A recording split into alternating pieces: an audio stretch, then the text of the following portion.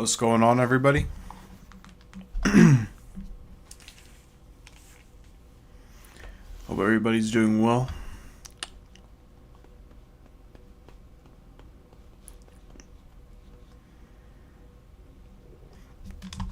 In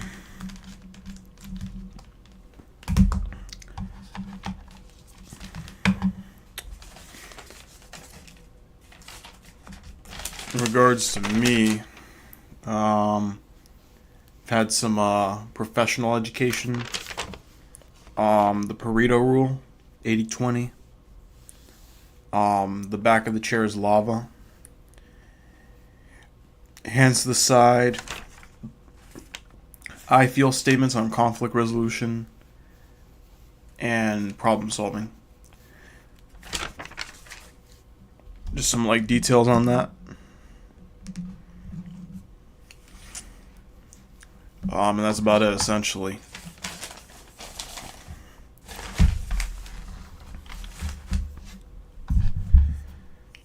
So some interesting information in that regard.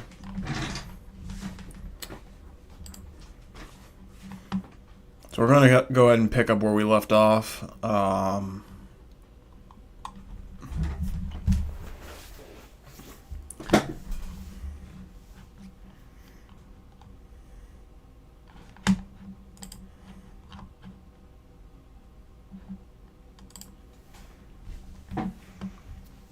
I don't exactly remember where our choke point is. Oh yeah, it was Shodan, I remember. Okay. We'll set that up. So stay tuned.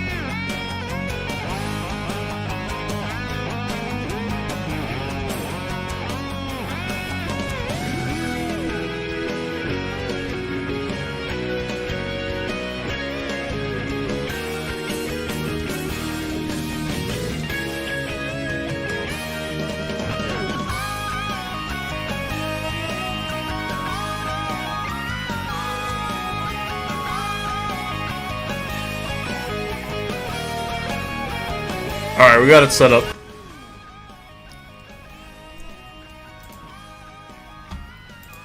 Looks like contacting support actually worked.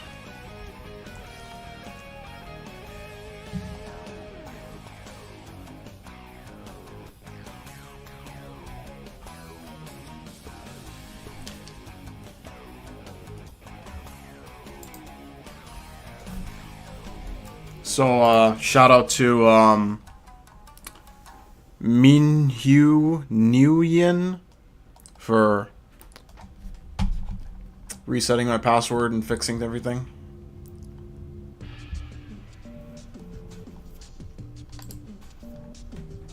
Actually, wait. I don't want to show my API key.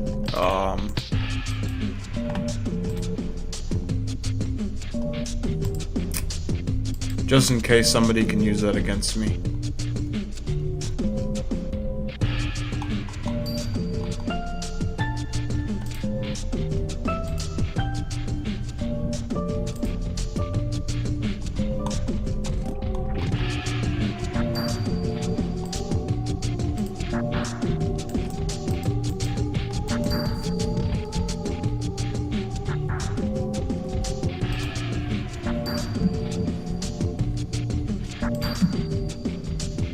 That should be good.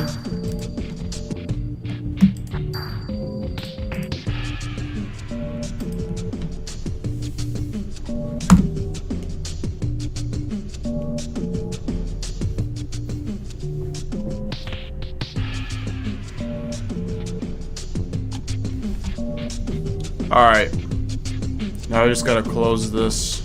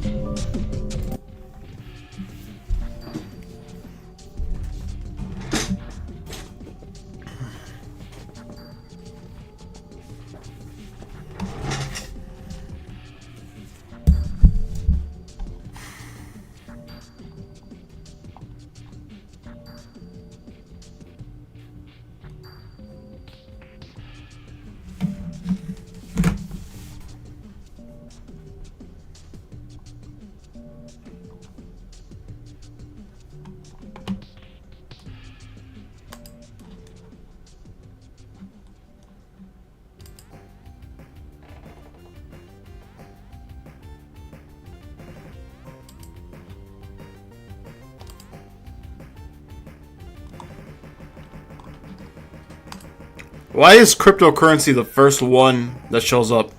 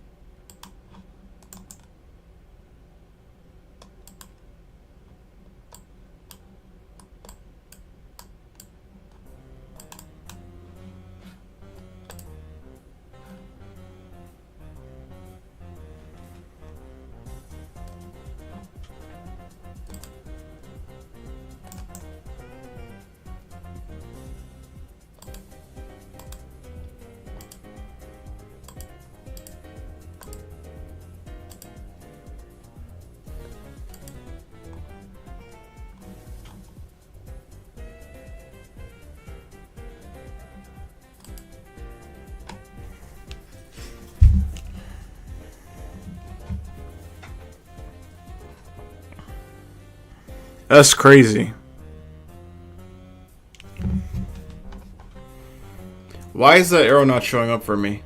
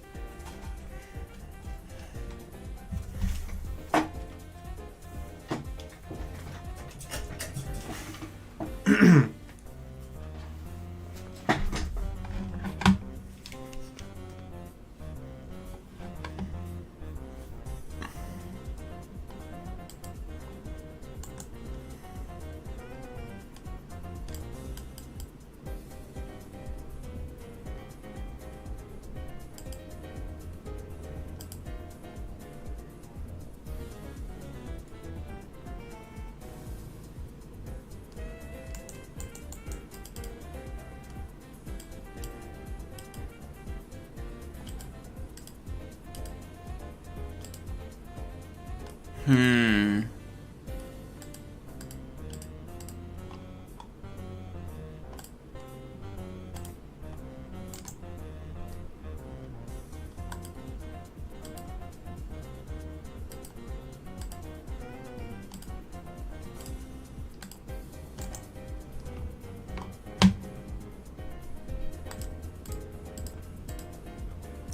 Come on, brother.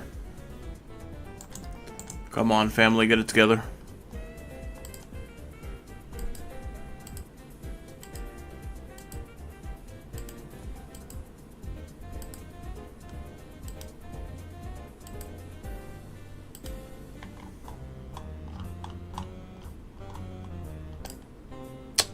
That's so ridiculous. Genuinely it is. Ah, fuck. Well, there goes the neighborhood.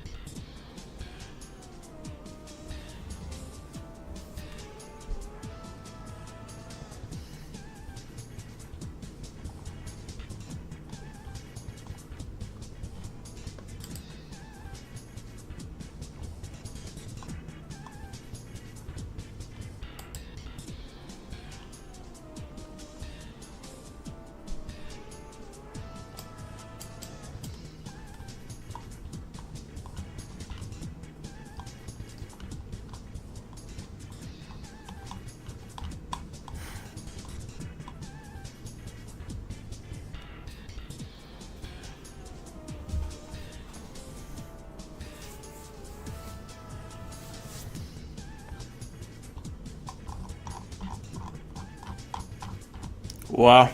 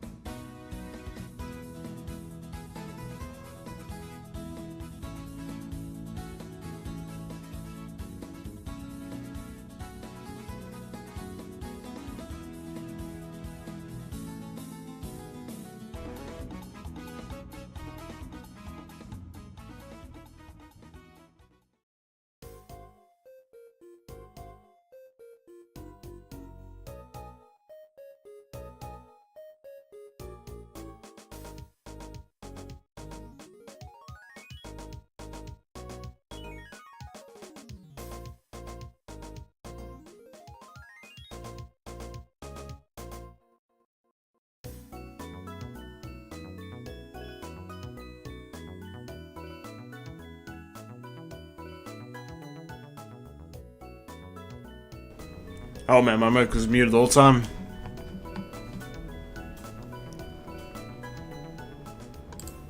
Oh snizap.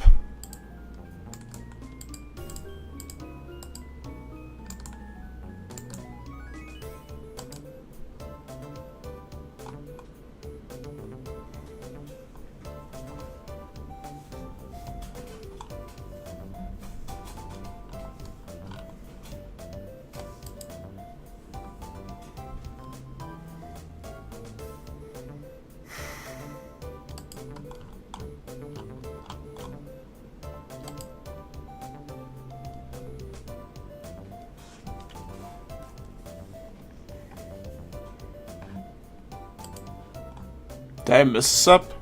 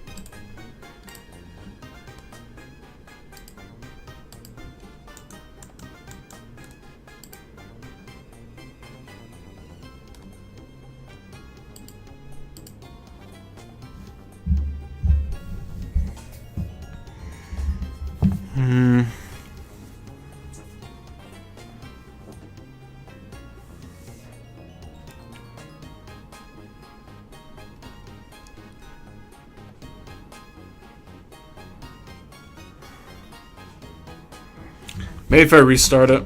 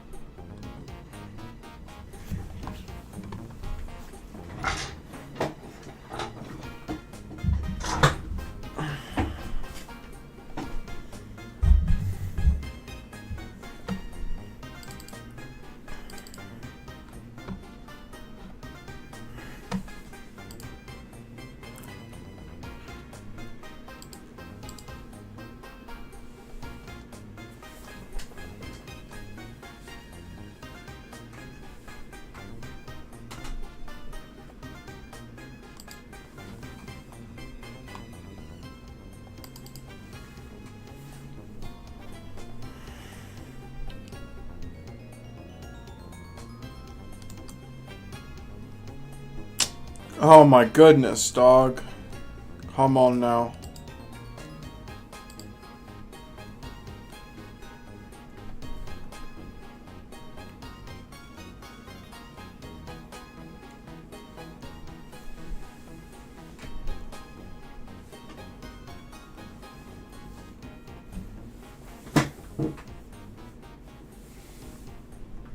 What was that?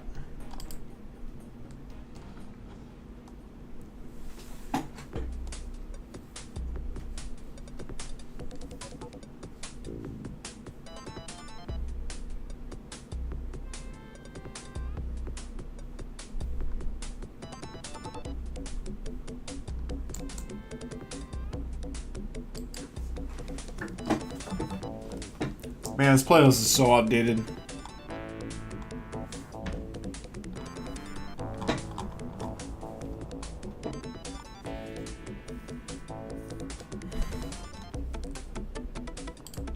Fortunately, we can't use Have I Been Pawned.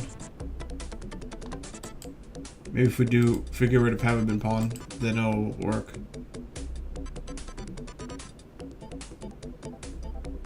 Sucks to suck, I guess.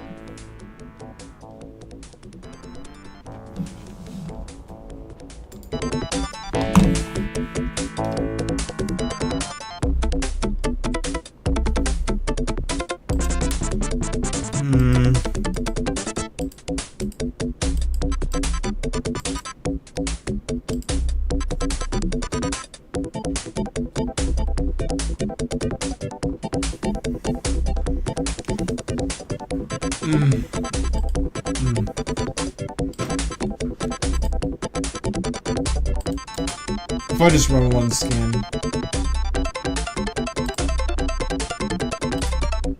Just social links, that's it.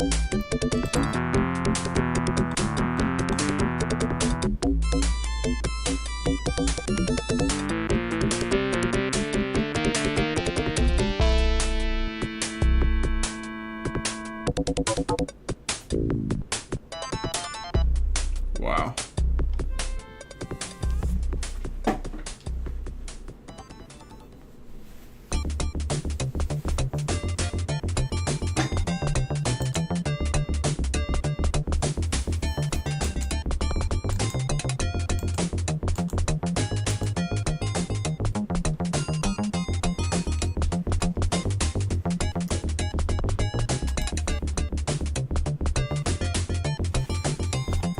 Guys, I give up. I gave up years ago with Maltigo, and I'm gonna give up again. I can't even lie to y'all.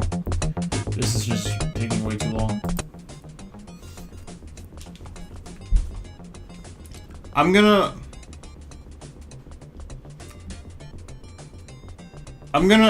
ask my folks in the Discord how to solve that.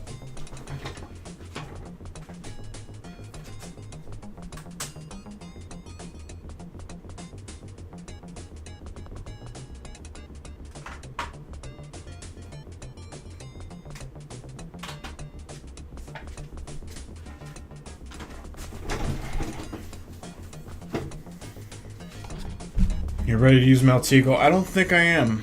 I don't think so. Google Dorks. Okay, this is something that any idiot can do. That's why it says Dorks and not diligence, I guess. It's kind of hard to think of a positive word with the letter D for a person. Kind of difficult, actually. Google is helpful in general. Oh, yeah. You are now listening to Google Dorks. Google is helpful in general, but Google Dorks are search hacks where we can use special arguments in a normal Google query to find specific information. Alright, chair back is lava. Let's go. Sport example mode. of this would be file type PDF. Real-world examples of using dorks We're locked in. retrieving files from domains. Finding hidden web pages and login portals. Subdomain. Actually, let me engage my Ferrari.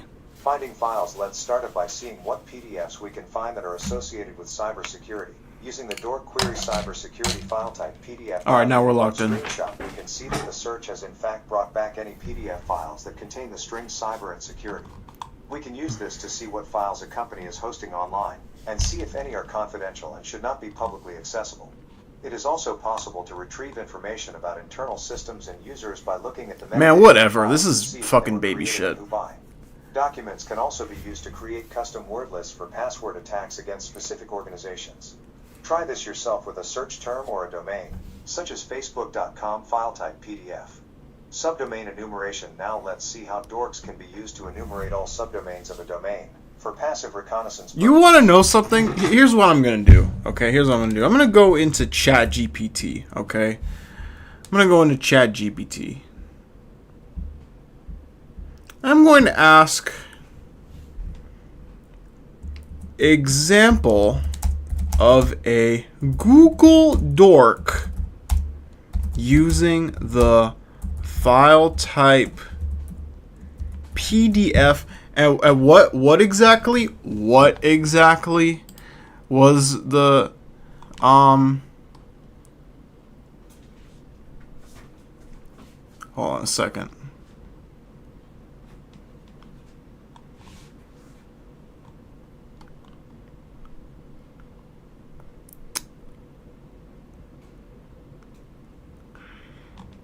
Isn't there like a specific name for it? Okay, dork query. Query? Yeah, query's fine. And a domain of your choosing. Yes, AI. Yes. No, what the fuck? Example.com? Fail. Fail. Bad. Failure. Failure to launch. Well, I guess they did give me a proper example here. Alright. Google. We go on google.com. There's like another google.com. Private Google, I think it's what it's called.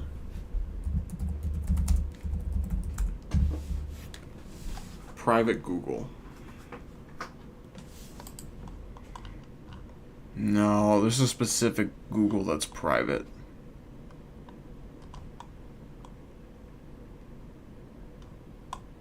Everybody's just talking about incognito. This is ridiculous. I'm not dealing with this. All right.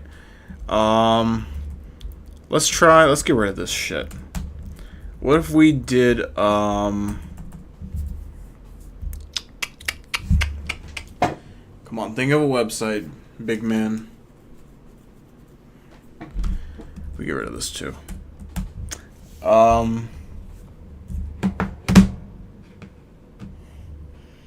Well, I got me a what's it called? A KaiOS. So let's just figure out what the domain is for that. KaiOStech.com. All right.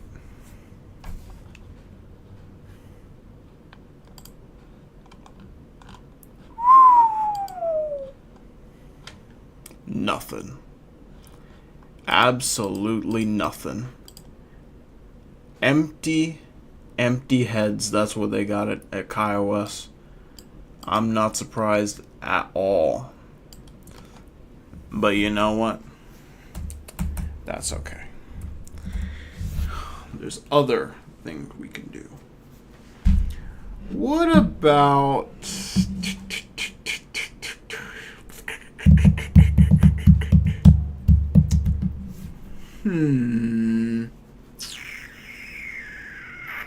I don't like this image. Another example.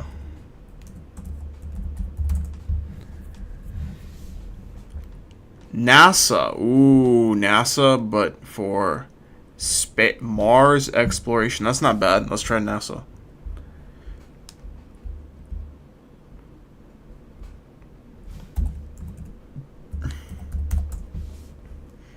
Okay.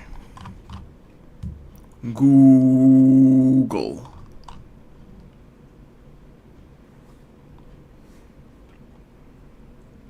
Mars Reconnaissance Orbiter. What about,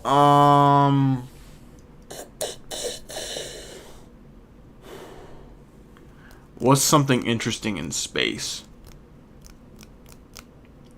Constellation. What about Constellation? Constellation. Legends in the Sky. The NASA Night Sky Network.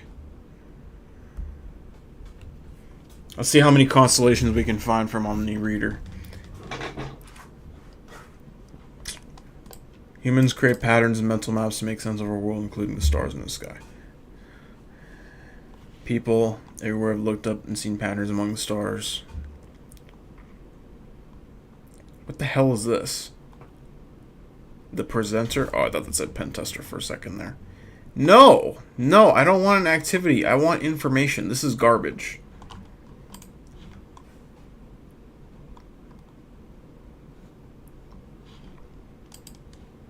Constellations like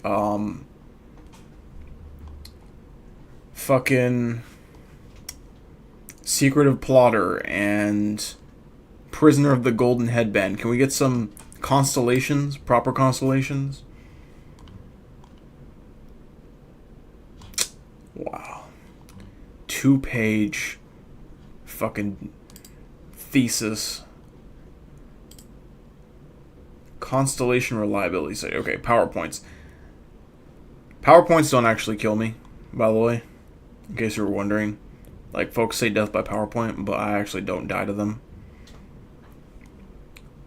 I actually love PowerPoints. Not as much as something that's interactive, but PowerPoints are cool. I mean, look at this one. Learn. It's blue. It's got gradients. It's got a nice little radio tower with like a set of satellites around it. It's fucking awesome. PowerPoints are great. But some people just do it horribly. Some people just make really, really bad PowerPoints. And if you make really, really bad PowerPoints, then, you know. And I assume that when people say death by PowerPoint, they're talking about that. They're saying, oh, this person makes horrible PowerPoints, and that's why I hate PowerPoints. But you can make good ones. It's just that some people's PowerPoints are really bad, and you generally remember negative things more. I mean, think about it. Who's making the presentations? The people who are the best at technology, or the people who suck ass at technology? So, I mean, look at Zoom. You feel what I'm saying? Zoom has the folks at the top. They don't know how to use Zoom. They have no idea. Okay. Cassiopeia, Queen of Ethiopia. I don't believe that's an OmniReader. Cepheus. Cepheus the King. That's not an OmniReader. Draco the Dragon. That's pretty cool, but that's not an OmniReader either, unless Abyssal Black Flame Dragon counts. No, because Abyssal Black Flame Dragon has a very long name, and this guy's name is not very long at all. Ursa Major. I think that's an OmniReader. There's like a bear, but I don't know if it's called Ursa Major. Ursa Minor. Camelopardalis. The giraffe. Nope. Alright, winter constellations. Canis Major. That's kind of like Dog Who Threw Himself into the Flames. But, Dog Who Threw Himself into the Flames definitely is not this. It doesn't have this much aura. Gemini.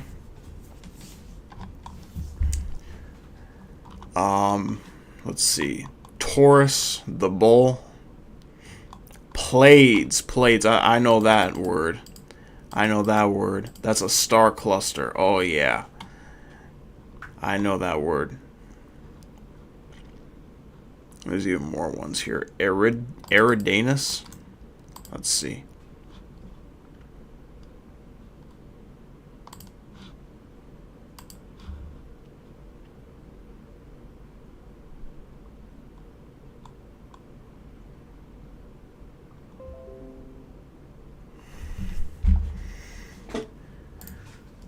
Getting some email notifications here. Let me switch email accounts. I don't know why I'm not logged in on this computer, but it looks like that's the reality we're dealing with. Okay. Greek mythology, I don't care. Anything involved with the Olympus Nebula, I'm good. That's the problem with constellations, is that there's too many from the Olympus Nebula.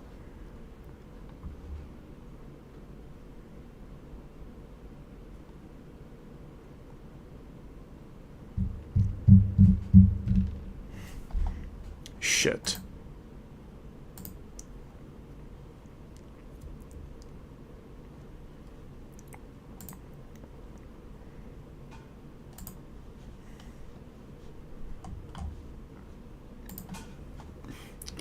Who's that guy? The blind guy?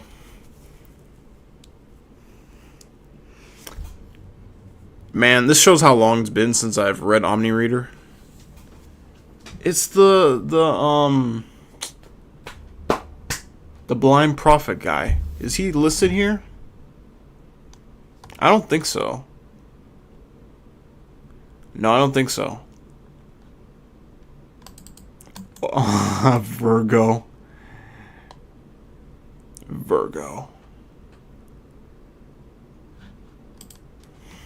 This is a generic word. Serpens.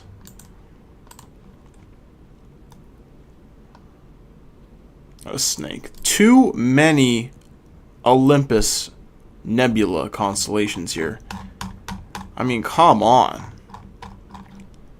Granted, they're very low key. They're probably mythological constellations, and that's why they don't really interact with the story very much.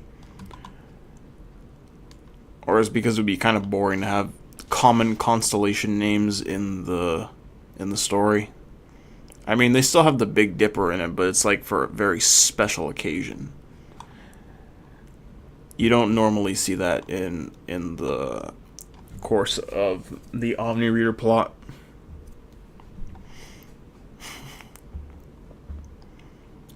Okay, we got Facebook.com. Why would you search for that? You're getting 2 billion results in 1.36 seconds. Why would you search for that? Facebook.com. Like, at least choose something a little bit more.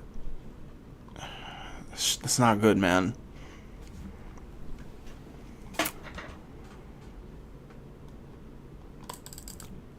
Any domain you want.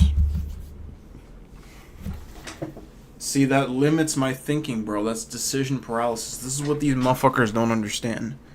It's like, I don't got a domain on the mind that I'm ready to attack. I'm just... You feel what I'm saying? I'm trying to keep myself clean. Alright. Well, you know what? We're gonna do Discord.com. Let's see what we get here. Let's see how secure Discord really is. Wait, that's not what I want to change.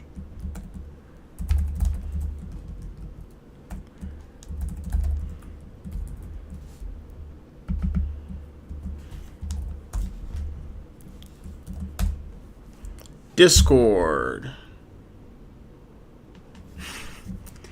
Well, that's no fun. Discord. Clever. You're a clever boy.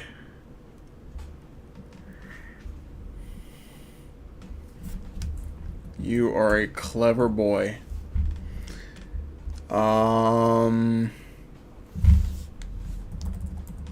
If I did this. No, that didn't fix it at all.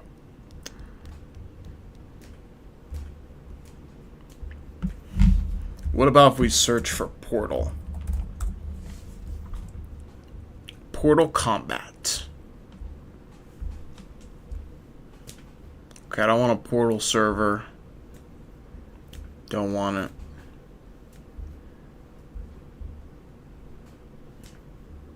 Really? Okay, Portal Combat. Portal Combat. Anything about Portal Combat? Nothing. This is why I fucking hate Google Dorks, man. It's because you search for this and you don't get anything interesting.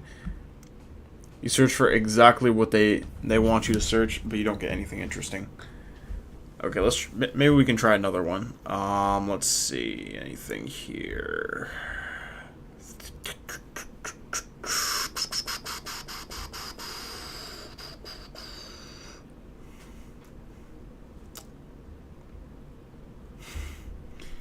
No.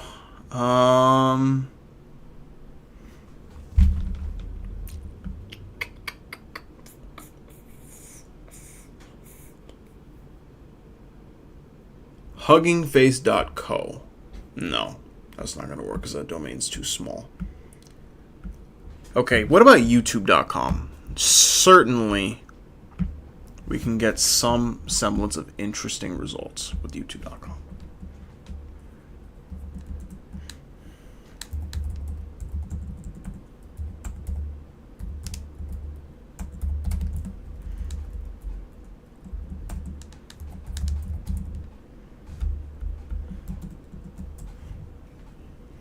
YouTube Music, YouTube VR, studio.youtube.com, tv.youtube.com. Oh my goodness, this is not looking too promising at all.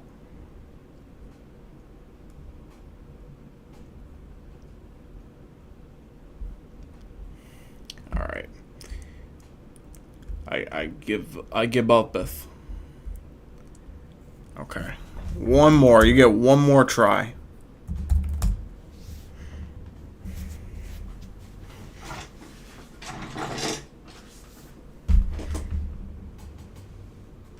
The WHO? Okay. No. No, I don't think so. Okay, inaural value, inaural admin, admin login portals. This would be great if we were working as an attacker or a defender.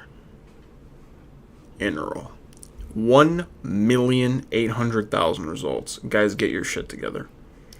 As you now know, Google Dorks are very useful. Take a look at this extensive list of the different search queries. I might have this already. Oh, they took it down. Or the link was wrong. Don't worry, I can find it myself.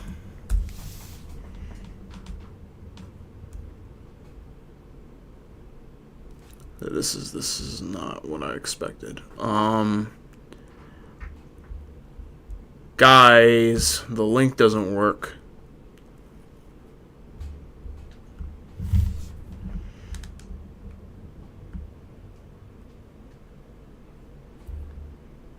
Wait, stop right there. Remember last time you did this, right? Yeah. We're gonna do this again.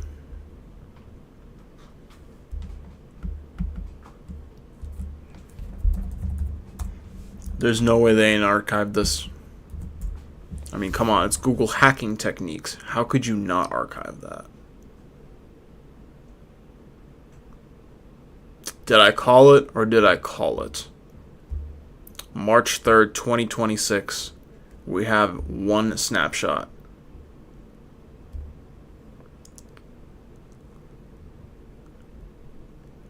We suggest you go home. I'm not going home until I get my Google hacking techniques.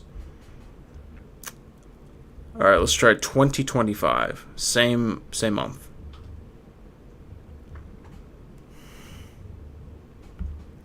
The 4th of March.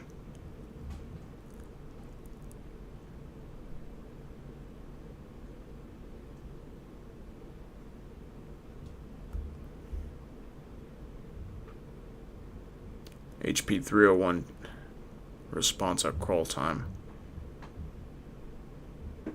So they was too lazy to keep that redirect. Recorded future.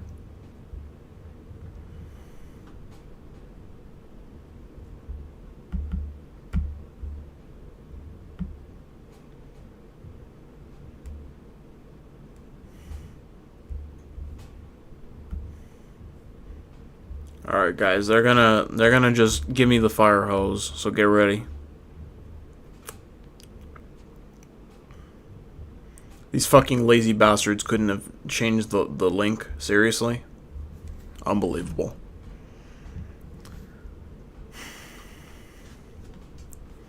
Google Dorks is a search technique that utilizes advanced operators to uncover sensitive or specific information on the internet useful for cybersecurity, competitive intelligence, and research. Using Google Dorks responsibly is important as it can potentially access restricted content. Ethical usage requires compliance with Google terms of service and careful intent behind the searches to avoid legal issues. Protecting your website against Google Dorks involves implementing strong security measures, get out of the way, such as web application firewalls, strong authentication mechanisms, access controls like robots text, and keeping software up to date. Google Dorks are advanced search techniques that use specialized operators to find specific and often hidden information on the internet. Picture being able to find sensitive or private information on websites that most people can't access. Really, guys? Picture being able to... Google Dorks offer a unique way to access detailed information on the internet that isn't easily found. Leveraging specialized search operators like cite, interl, in title, in text, file type, guys. Google Dorks.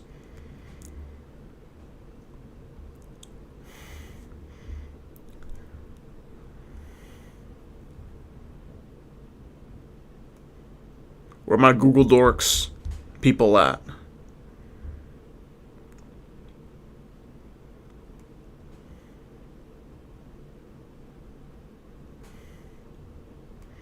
Basic commands. Basic Google Dork commands serve as the building blocks for crafting refined search queries. All in all, cache, in text. Really? Like, what could you use those for?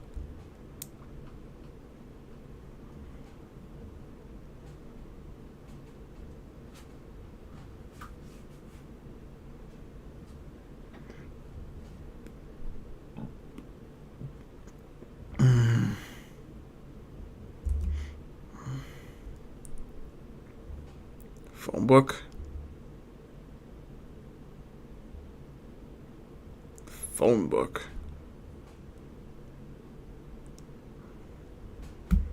Let me just take this image. I think that's enough for that. Spelled it wrong. Son of a B.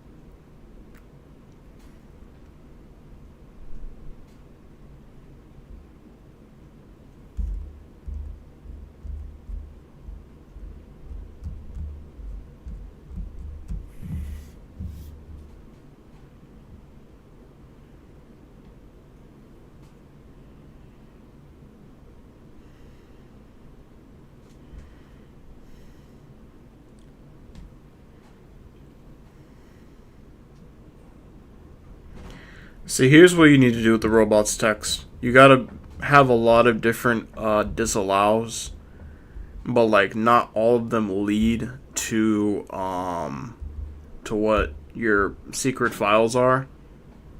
And then that's just gonna mess with the threat actors. They're just gonna be like, oh, look at this, secret, hidden, top secret.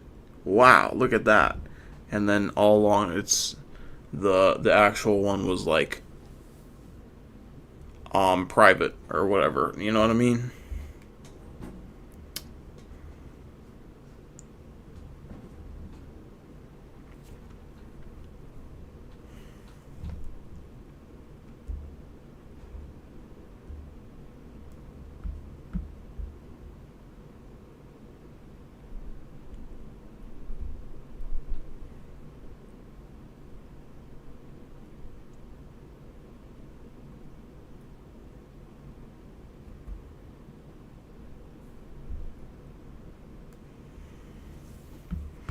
Guys, there's too many words. I'm sorry.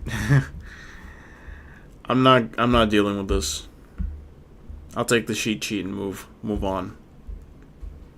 You are now listening to Defending Against Google Dorks. We know that Google Dorks can be incredibly powerful. They can expose your admin login portals, usernames and passwords, IP cameras and webcams, and much more. But how exactly do we protect against them? Geofencing and IP whitelisting. There are a number of ways we can use IP-based controls to restrict who can access web content, such as unauthorized users or Google's crawlers, programs that search the internet, indexing every publicly accessible page they can find. Geofencing is a method of blocking entire IP ranges associated with countries so that only access from a specific location will be allowed. For example, if a UK business wanted to only allow connections to their site from UK IP addresses, they could do this. Can you see the security flaw in this? If someone from America had a VPN, they could set it to exit from the UK, and now they are able to access the site. Netflix uses IP geofencing as they have different versions of the USA and the UK. VPNs were used to access the American version, but soon after Netflix caught on and started to disallow VPN connections and proxies to access Netflix, you'll see an error page asking you to turn off your routed connection before being able to access content. IP whitelisting works in a similar way, but instead it only Wow, what allows great customer specified IP service. addresses to access resources and blocks everything else. This is great if you have a development environment or site that is present on the internet, but you don't want anyone accessing it. You can set the whitelisted IPs to the public range of the organization so that only IPs belonging to the company. It's like, how fucking lazy do you have to be as a big tech company to be like, oh, there's a problem that's tech related? Let's ban people. Let's throw the ban hammer on their head. On their big, fat, stupid cranium. And then give them the middle finger. For what? They're paying customers. All they do is use a VPN. Can actually view the site. Crawler restrictions. A very effective method of preventing content being present on Google is to block their crawlers from being able to access any of the content present on the internet. This can be achieved by creating a robots.txt file that disallows any crawlers from indexing any part of your website, preventing it from showing on Google's search engine. The above file will disallow any user agents from crawling any directory on the website, such as /images/ or /training/ requesting content removal. If you run Google Dorks against your company and find results that could be used by a malicious actor, such as a login portal or sensitive files, you can make a request to Google asking them to temporarily remove the content from their search engine, 90 days, or permanently remove it. You must provide sufficient evidence that you own the site in order to have anything removed. Information about temporary and permanent URL removals can be requested here. https://support.google.com/webmaster/answer/1663419 $HL = N.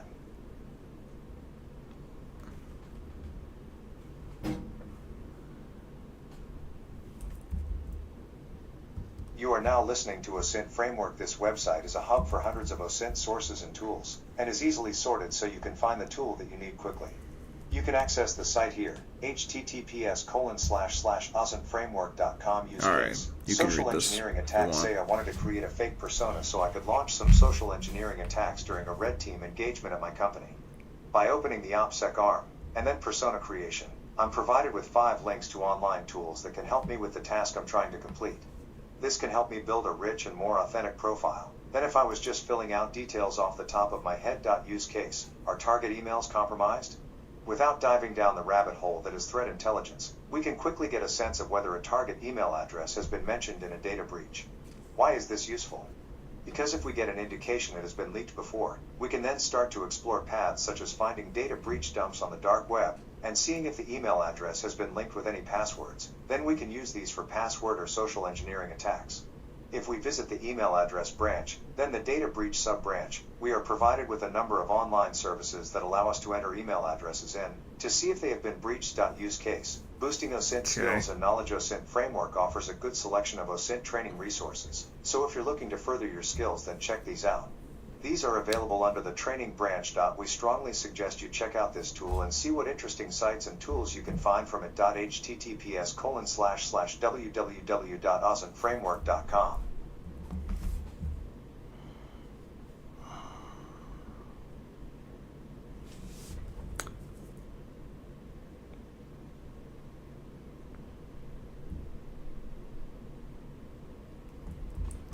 My browser's working. Cloudflare is working. But OSINTframework.com host error. Cloudflare, no! You are now listening to TinyEye. TinyEye is an image search and recognition company, which offers customers the ability to receive alerts when their images are identified on the internet. This could be useful for security blue team, as if people started posting our logo, it could potentially be someone pretending to be us, using our branding to give them more authenticity. This could also be useful for photographers who don't want their images shared without proper authorization. Moving away from the alert service they offer, anyone can use TinyEye to conduct reverse image searches, which is where we upload an image and see where else it is present on the internet. We'll cover how to use it, and provide a couple of use cases for using this tool. Using TinyEye, head over to https://tinyeye.com/ and you'll see the below search bar at the top of the page. You have the option of uploading an image, or using a URL that takes you to a hosted image. For this example, we'll use the upload feature with the below stock image of a dog. We should expect to see a lot of results for this image, as it will I have this already. across the internet due to its Let me see. nature. Yeah, I already have this. We were presented with the below I don't think I have this which though. shows that this exact image was found in 512 different places, amongst the total 39.6 billion images that were processed in an incredible 12.1 seconds. Use case, identifying social media fakes. When people create fake social media accounts, it's extremely likely that they're not using a unique photo. Chances are they've Googled something along the lines of profile photo generator and used one of them. These are usually really easy to identify just by looking at them. No one smiles that much. However, using TinyEye we can quickly identify fakes by seeing how common the profile photo is. We should expect to see anywhere between 0 to 10 results, depending on how much the photo subject loves using that specific photo. If we reverse search a profile picture and it has hundreds of thousands of hits, this should immediately throw red flags. We can then start to look at the websites the image Hundreds of thousands of hits. on the screenshot above. If we see stock photo sites or similar, we know that it's pretty likely this is a fake account using someone else's photo. This doesn't just apply to profile pictures. If an account is posting some pretty generic photos, we can also check how common they are. It's virtually impossible for two people to take the exact same photo unintentionally. So if their images have exact same photo, this could be nice. classed as suspicious. Use case, brand reputation monitoring. Whilst there are better ways to do this, using the TinyEye alert service, you can be notified every time one of your images is identified on the internet. This can be useful for monitoring the use of logos, especially trademark ones. Trademark logos. You are now listening to Google Image Search. Google Image Search is very similar to TinyEye as they share the core functionality. Simply head over to https://images.google.com and you're able to search for an image URL, or upload an image manually. Let's try using the dog stock photo from the TinyEye lesson. In the below screenshot, that dog we looks can see that Google provided absolutely us with some interesting results psychopathic. based on the image we uploaded. Above, at the top of the page, first screenshot, we can see the image in the search bar. There is also the phrase "free dog," which was actually I don't know, that's a generated by doggo. Google That's like after a analyzing the image. Web pages where it is present, dangerous and any keywords that are dog. commonly used in an attempt to describe what content the image contains. Google has searched any indexed pages with the image we uploaded, which has returned 2,910,000,000 results. Scrolling down the results page, second screenshot, we can see that Google is showing us any pages that include complete matches of the image we searched for. Free dog. Congratulations. You have reached the end of the domain. Okay. Course capstone. Let's see what we got here. You are now listening to OSINT Challenge Brief. Welcome to the course challenge for our Introduction to OSINT course. We hope you have enjoyed the content so far, but now it's time to put your skills to the test. In this challenge, you will need to complete 3 objectives: identify any social media accounts or websites used by the person of interest, build up a profile of the person of interest, find any evidence of malicious behavior. Challenge scenario: you work for a law enforcement organization, and you have been assigned to track a person of interest that is believed to be associated with a hacking group that recently compromised a managed service provider, MSP, and are trying to sell the stolen credentials on both the clear net and dark web.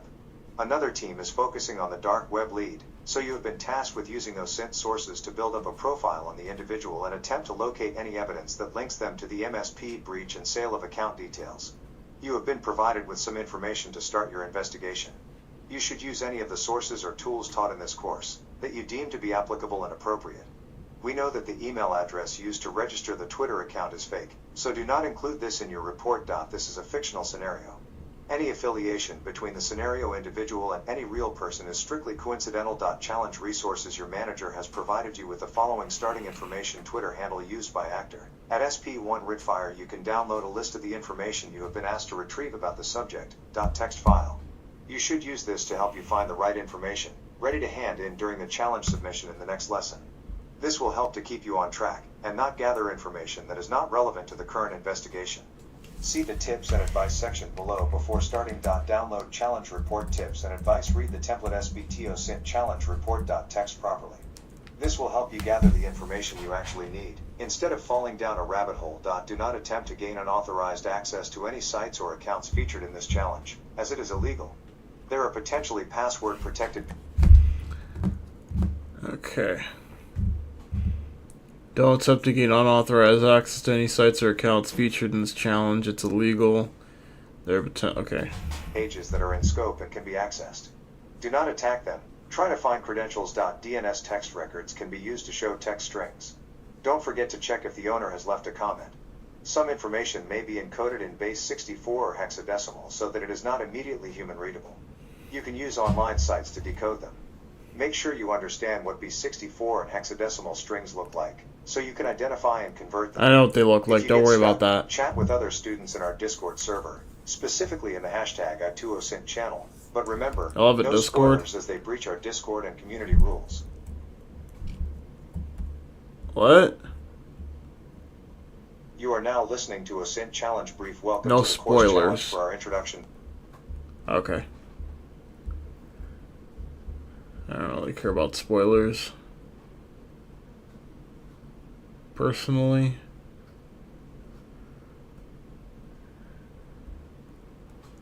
What's going on here? Come on now. Do the quiz. Don't provide any hints. You need at least an 80% to pass the quiz. I mean 100% course progress. To earn your certificate of completion. Have fun, take your time, and apply the skills you've learned in the course. Of course. We'll go ahead and join, I suppose. Known divide. Halt, citizen.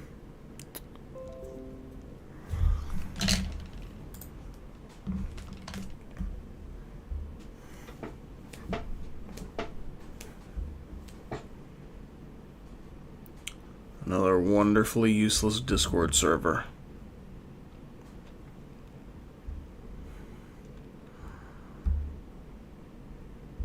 I don't really care about the BTLO part.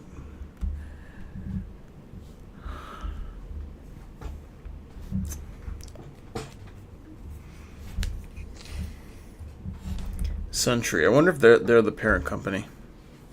And Blue Team's Labs Online is just like a subsidiary of them.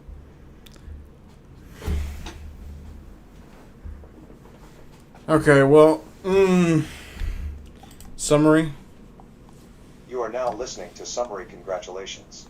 We hope you enjoyed this short introduction course and that you learned something new. Once you have 100% lesson progress in this course, you'll be able to claim your completion certificate from the course banner at the top of this page. If you're aiming for the Blue Team Junior Analyst Pathway Certificate, you just need to get 100% completion on each of the Introduction to courses. Blue Team Level 1 BTL1 is designed to train technical defenders that are capable of defending networks and responding to cyber incidents. Below are some examples of the skills and experience you will gain. Analyzing and responding to phishing attacks, performing forensics investigations to collect and analyze digital evidence using a OSINT platform to investigate malicious activity. No, it's not. And network traffic analysis, including malware infections, conducting threat actor research, and much more. At £399 is not the cheapest certification. SAL1 is cheaper by a lot. Blue Team, or no, not Blue Team, Cyber Defenders certified level 1 is also cheaper. But, you know what? I'm gonna go ahead and end stream here. I'm gonna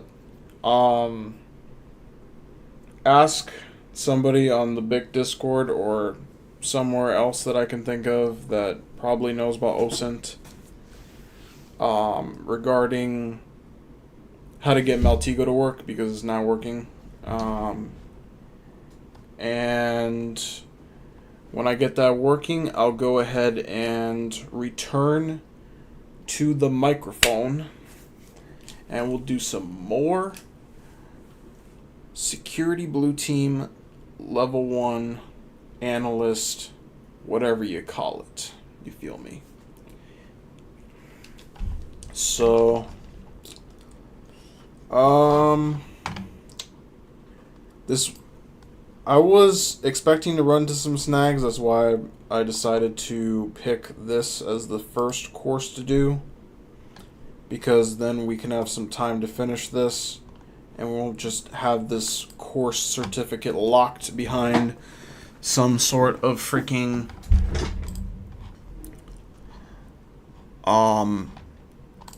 ridiculous blockade that we have no hope. Like, it's just going to take so much longer to get where we actually are owed. So I'd rather have these issues happen early on. You know, let's just look at this real quick and see if maybe we can see if maybe we can I don't know why they do this.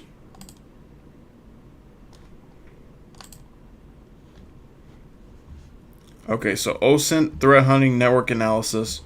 So the ones that have some semblance of tooling. So we're probably going to do digital forensics next. Then threat hunting, and then these other ones. I think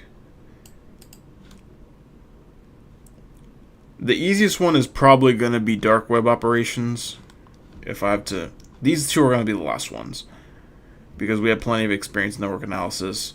We have plenty of experience in vulnerability management. But yeah, I think we're going to start with this, then maybe go here and then here, or here and then here. So that'll be that. I hope you all enjoy the rest of your Monday. And I'll go ahead and shut her down. The little clock on the wall says we're just about out of time.